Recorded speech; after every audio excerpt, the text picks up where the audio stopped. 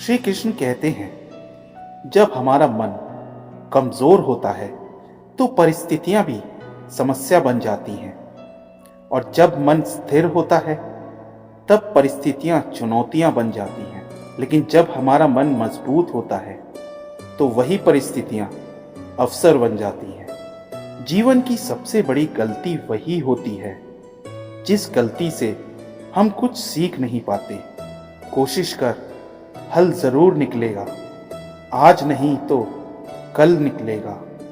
अर्जुन के तीर सा सद मरुस्थल से भी जल निकलेगा। जब भविष्य धुंधला पड़ने लग जाता है तब आपको अपने वर्तमान पे ध्यान केंद्रित करने की आवश्यकता है।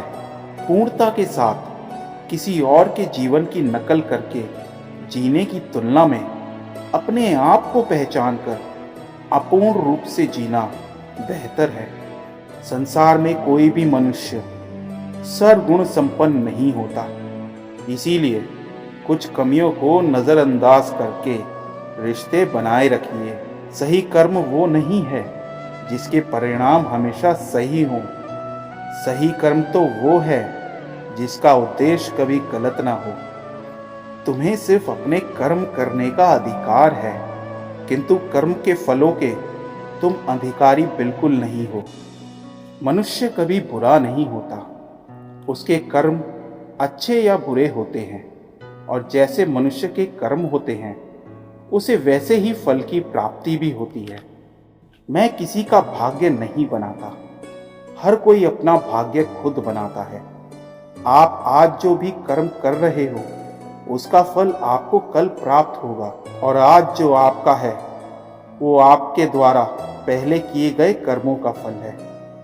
अच्छी नियति से किया गया काम कभी व्यर्थ नहीं जाता, और उसका फल आपको जरूर मिलता है।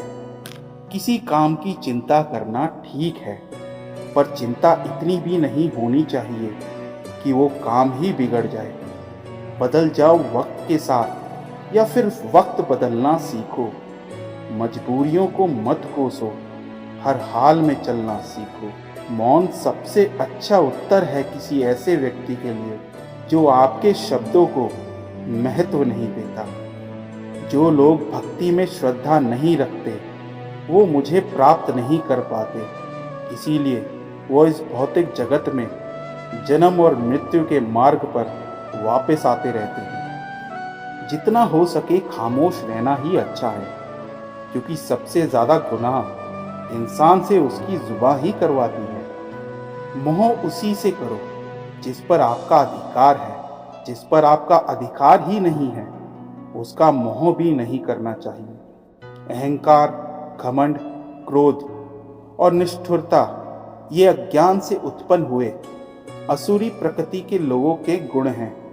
इनका त्याग करना ही हमें अच्छा इंसान बनाता है। समझदार व्यक्ति जब संबंध निभाना बंद कर देता है तो समझ लेना उसके आत्मसम्मान को कहीं ना कहीं ठेस पहुंची है। कौन क्या कर रहा है, कैसे कर रहा है और क्यों कर रहा है, इन सब से आप जितना दूर रहेंगे उतना ही आप खुश रहेंगे।